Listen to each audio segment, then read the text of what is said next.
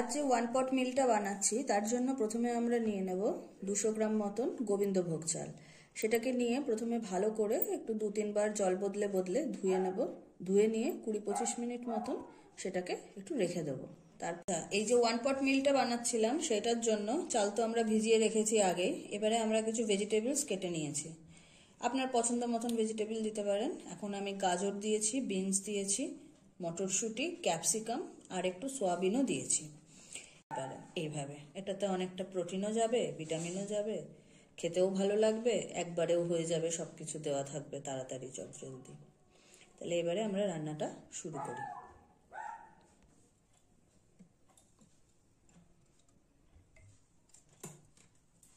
অল্প একটু তেল দিয়ে দেবেন আগে কড়াইতে। সাদা তেলেই করছি আমি রান্নাটা, আপনারা চাইলে ঘিও দিতে পারেন। আমি আর ঘি দিলাম না, আমি সাদা তেলেই করছি। একটু গোটা গরম মশলা ফোড়ন দিয়ে দেবেন তেলটা গরম হয়ে গেলে। আর একটু জিরে, গোটা জিরেও ফোড়ন দিতে পারেন। আমি একটু গোটা জিরেও ফোড়ন দিয়ে দিচ্ছি।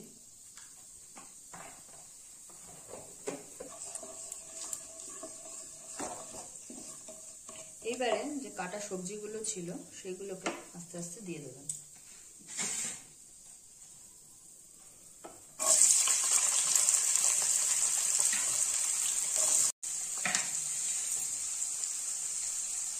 এগুলোকে কিছুক্ষণ হালকা করে ভেজে নেবেন।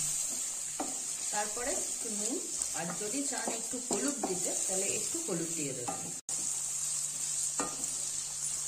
একটু ভাজা ভাজা হয়ে এসেছে, এবারে আমি একটু কাজু আর কিশমিশ অ্যাড করে দিচ্ছি।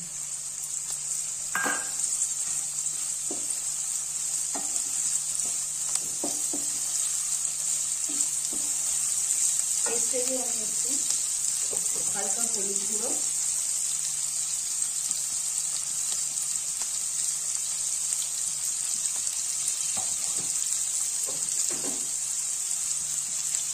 নুন, পরিমাণ মতো নুন এখান থেকে একটু দিয়ে দেবেন।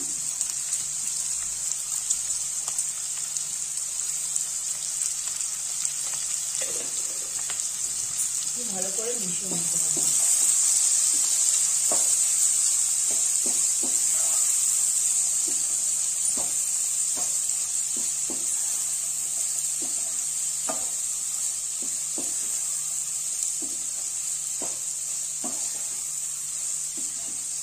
ভালো করে মিশিয়ে নেওয়া হয়ে গেলে 1-2 মিনিট একটু হালকা নাড়াচাড়া করে এবারে আমরা চালটা এতক্ষণ ধরে ভিজিয়ে রেখেছিলাম সেই চালটা দিয়ে দেব। মোটামুটি 20-25 মিনিট চালটাকে ধুয়ে জল ঝরিয়ে ভিজিয়ে রাখলেই হবে।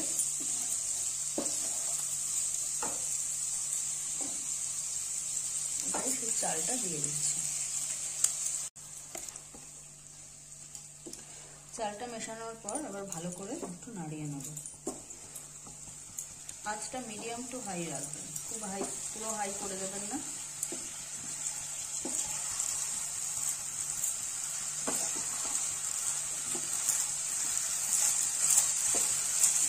যেই বাটিটাতে ধরুন চালটা ভিজিয়ে রেখেছিলেন সেই বাটিটার মাপ করে জল দিতে হবে। প্রথমে যতটা পরিমাণ চাল বাটিটার মধ্যে ছিল সেই মাপে ফ্রাইড রাইসের মতো। এটা আমি গোবিন্দভোগ চালে করেছি, আপনারা চাইলে দেরাদুন বা বাসমতি রাইস দিয়েও করতে পারেন।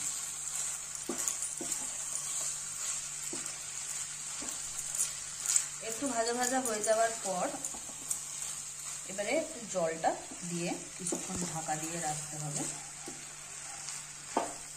জলটা মোটামুটি টেনে যাওয়ার পর একবার একটু দেখে নেবেন যে আর জল লাগছে কিনা। যদি লাগে, মানে চালটা যদি তখনও ভালো মতন সিদ্ধ না হয়, তাহলে আবার একটুখানি জল দেবেন, আরো হাফ পরিমাণ।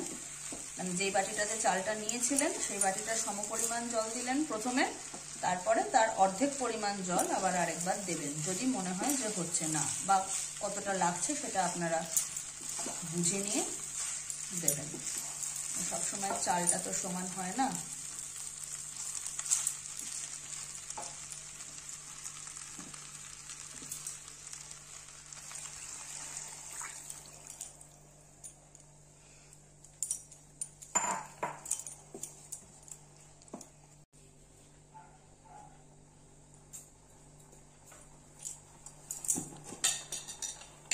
ঢাকা দিয়ে দেবো। এটা এবারে কিছুক্ষণ হতে থাকুক, আমরা ফিরে আসছি আবার কিছুক্ষণ পর। মাঝে একবার খুলে আমি একটু, যখন মোটামুটি অর্ধেক পরিমাণ সিদ্ধ হয়ে যাবে তখন একটু অল্প একটু চিনি দিয়ে দিলাম আর একটু গরম মশলা গুঁড়ো দিয়ে দিলাম। প্রথমেই আমি একবার দিয়েছিলাম গোটা গরম মশলা, তাও আর একটু টেস্টের জন্য। এবার আমরা প্রায় 20-25 মিনিট হয়ে গেছে, ঢাকা দিয়ে রেখেছিলাম। এবার খুলে দেখিয়ে দিচ্ছি, দেখুন একদম পুরো ঝরঝরে হয়ে গেছে, জলটাও টেনে নিয়েছে আর চালটাও একদম সুসিদ্ধ হয়ে গেছে। এইভাবে আপনারা চটজলদি একটা 1 পট মিল বানিয়ে নিতে পারেন, রাত্রের খাবারের জন্য বা বাচ্চাদের টিফিনের জন্য যে কোনো সময় এরকম একটা চটজলদি খাবার বানিয়ে নিতে পারেন। আমার চ্যানেলটা যদি আপনাদের ভালো লাগে তাহলে please like, share and subscribe করবেন, কমেন্ট করবেন। Thank you.